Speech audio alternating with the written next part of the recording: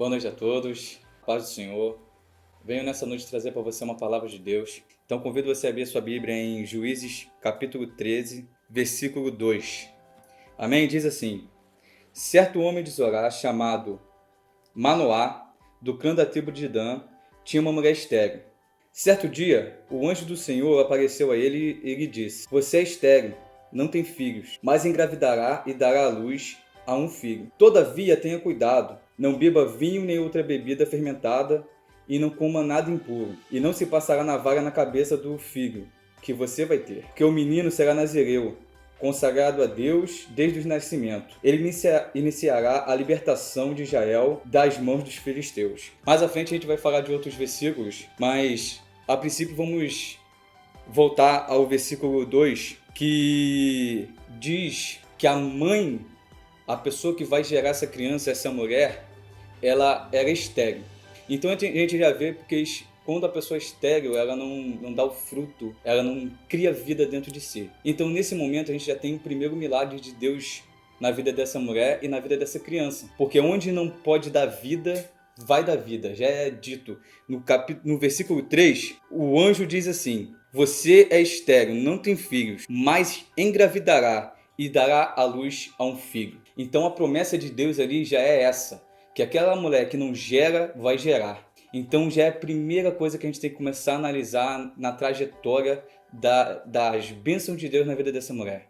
Ela já vai ter esse grande prazer, que naquela época uma mulher ter filho era questão de honra, era o que fazia ela permanecer de pé. Então Deus já pega e já fala: você vai ter um filho, você vai gerar. Mesmo que tudo pareça que está morto, vai dar vida. Isso eu já vou trazer para a minha vida e para a sua vida. Às vezes eu não sei o sonho que você tem, não sei os projetos que você tem, o momento que você está vivendo, mas eu venho trazer uma palavra de Deus para a tua vida essa noite. Você vai gerar. O seu sonho pode parecer que ele está morto, pode parecer que é o fim, mas a última palavra vem do Senhor. Se Deus falar que você vai gerar sim, em nome de Jesus. Só que, prosseguindo, o anjo pega e começa a dar algumas recomendações, algumas atribuições e obrigações que ela tem sobre o filho dela. Porque esse filho não é um filho qualquer. A palavra diz que esse filho é nazireu. O anjo diz: ele será um menino nazireu. E nazireu, quando a gente estuda o significado da palavra, significa separado para serviço a Deus. Então ele já, desde o ventre da mãe dele, antes do ventre, né? Porque antes dela engravidar e gerar, ele já tinha uma promessa do que ele seria para Deus, que ele já seria separado para a obra de Deus, fazer o serviço de Deus. Então a gente já começa a ver que a partir de um milagre, Deus gera homens para a obra dele, Deus gera pessoas para engrandecer o nome dele. Então vem algumas atribuições que começa dizendo assim: Todavia tenha cuidado, não beba vinho nem outra bebida fermentada, não coma nada impuro e não se passará navalha na cabeça do filho que você vai ter, porque esse menino já é consagrado ao Senhor. O versículo 24 diz assim: A mulher deu à luz a um menino e pôs o nome de Sansão. Ele cresceu e o Senhor o abençoou. Então a gente vai ver, Deus fez ela gerar, ela deu à luz a um menino, esse menino cresceu e automaticamente o Senhor já abençoou. Primeiro o Senhor começou a abençoar onde ia gerar, onde gerou. E depois, o que foi gerado foi abençoado pelo Senhor. Versículo 25 diz assim: E o Espírito do Senhor começou a agir nele quando ele achava em Manaé-Dan, entre Zorá e Estanol. Mais um versículo que diz que o Espírito do Senhor já começou a agir sobre a vida de Sansão. Então a gente já vê que o Sansão foi um homem separado para a obra de Deus, foi separado por Deus, mas contudo ele tinha as atribuições. Deus fez uma aliança com ele, obrigações que ele deveria ter para que permanecesse a ação do Espírito Santo sobre a vida dele. Então não é pelo que o Sansão é, mas é pelo que Deus é na vida de Sansão. Então eu vou falar mais um tópico. Sansão, ele nasce, e a partir do nascimento dele, durante o crescimento dele, de criança, adolescente, adulto, o Espírito Santo começou a se manifestar na vida dele. Um pouco mais à frente, uns versículos à frente, nós vamos ver que chega um momento onde Sansão está passando num caminho, vem um leão sobre Sansão contra ele, o Espírito de Deus se apossa de Sansão e Sansão rasga o leão ao meio, como se fosse um cordeiro, um cabrito, como se fosse algo muito pequeno e frágil. Então a gente já vê que a Bíblia é muito clara, ela diz que o Espírito do Senhor se apossou de Sansão. Um ponto que eu quero que a gente grave nessa noite é que o Espírito possuiu Sansão, não que Sansão era forte. A força veio de Deus, a força não veio de Sansão.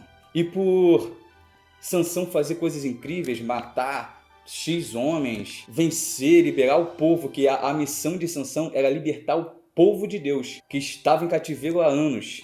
Então a gente vê que a partir desse momento, da morte do leão, quando Sansão tem um espírito sobre o corpo dele e ele rasga esse leão, Sansão estava indo de encontro à esposa dele, a futura esposa, a noiva. E na volta, quando ele estava voltando, ele estava indo conversar com a mulher de quem gostava. Algum tempo depois, então teve tempo passado nessa situação, não foi no momento. A gente já vai começar a ver como é que o inimigo começa a traçar durante o tempo estratégias para fazer com que a gente quebre a nossa aliança com Deus. Começa a quebrar princípios. Diz assim: algum tempo depois, quando voltou para casar-se com ela, Sansão saiu do caminho para ver o cadáver do leão. E nele havia um enxame de abelhas e mel. Sansão tirou o mel com as mãos e foi comendo pelo caminho. Quando voltou aos seus pais, repartiu com eles o mel e eles também comeram, mas não lhes contou que tinha tirado o mel do cadáver do leão. Primeiro erro de Sansão: ele tocou no que não era para tocar. Primeiro a gente já vê que é um fato extraordinário, que é ter mel em um cadáver. Isso não é uma coisa natural. Você não anda por aí e vê coisas mortas produzindo mel, abelha colocando ali, fazendo seu ninho para produção de mel. Você não vê, não é uma coisa normal. Um outro fato muito importante é que Sansão, ele saiu do caminho para ver o leão. É isso que falta na gente. Continuar no caminho. Não sair do caminho. O que faz a gente se perder é quando a gente resolve sair do caminho para ver algo. E esse algo faz a gente quebrar os nossos princípios com o Senhor. Porque lá atrás, antes de Sansão nascer, já tinha um mandamento que não era para comer nada impuro. Então é o primeiro rompimento de Sansão com uma promessa que Deus tinha feito com ele. Uma ordem. Deus deu a ordem e Sansão, sem obedecer aos seus pais, porque os pais ensinou a Sansão.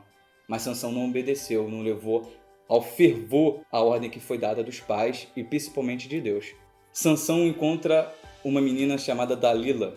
E mais uma vez Sansão começa a traçar um caminho que não é o caminho favorável aos olhos de Deus. Só que uma coisa que eu acho muito interessante, durante a passagem de Sansão, ao tempo todo a gente vê que o Sansão não é aquele cara que é um homem de oração.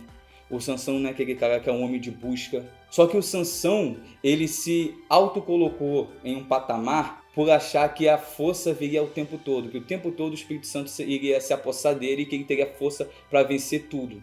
Esse é o nosso erro. Às vezes a gente prega bem, a gente canta bem, a gente ministra bem. E a gente acha que tudo é da nossa força, tudo é porque eu sou bom.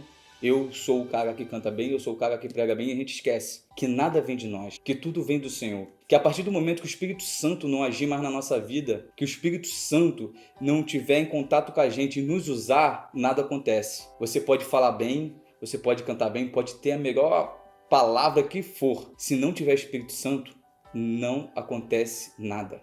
O que mexe a mão de Deus, o espiritual, é o poder da fé, é a ação do Espírito Santo sobre a nossa vida. Então a gente vê que Sansão começa a desprezar as ordens que foi dada a ele, ao caminho, o que ele deveria fazer, o que ele deveria obedecer. E essa menina Dalila, Sansão se apaixona por ela, e a gente vê mais uma vez Sansão quebrando a aliança com o Senhor, quebrando os princípios, quando ele revela que a força está no cabelo dele. Só que eu vou dizer uma coisa, a força não está no cabelo de Sansão. A força está no Espírito Santo quando apossa Sansão. Só que o que faz ele perder essa força é a quebra dos princípios. A reflexão que eu tenho para nós essa noite: o que tem levado você a quebrar os seus princípios com Deus? O que Deus tem prometido, o que Deus tem ordenado na sua vida? O que você tem carregado, as alianças que você tem feito com o Senhor? O que tem feito você quebrar essas alianças? Você acha mesmo que você quebrar essas alianças vai te trazer o que na frente? O que você vai ter para o teu futuro? Se desviar do caminho somente para orar, você acha que esse desvio vai ser um desvio fundamental para quê na sua vida? O diferencial não é como nós começamos. O diferencial é como nós terminamos a caminhada com o Senhor. Porque começar, todo mundo começa bem. O primeiro amor, você começa a obra de Deus fazendo tudo, você não nega nada, você está com aquele amor inicial, o primeiro amor, aquela paixão, aquela vontade de fazer. Mas aí o inimigo começa a traçar armadilhas para você. Armadilhas que dá para você saber que é o inimigo que está traçando, porque me diz, onde é natural dar mel em coisa morta, na carcaça de um leão da mel. Isso não é uma coisa natural. Então, se Sansão tivesse conectado 24 horas com o Espírito Santo, se ele estivesse orando ao Senhor, se ele estivesse buscando o Senhor a todo momento, Sansão teria visto que aquilo dali era uma armadilha que ele iria cair. Nessa noite eu deixo para sua vida. Não terá a armadilha que o Satanás vai botar no seu caminho, na sua família, que vocês vão cair. Porque o seu Deus vai te livrar de todas. A partir do momento que você decidir aumentar a sua intimidade, orar ao Senhor e não sair do caminho. Porque difícil não é sair. Difícil é você voltar para o caminho e continuar caminhando com Deus. Então não desista do caminho. Mesmo que seja difícil, mesmo que você peque, mesmo que você erre, errar e pecar, Deus perdoa. Mas a partir do momento que o Espírito Santo se afastar de você, você reconquistar aquilo dali vai ser difícil. Porque quando a gente vai para o mundo nos abraça, nos algema e nos prende. Mas quando a gente está em Deus, a gente cai, levanta.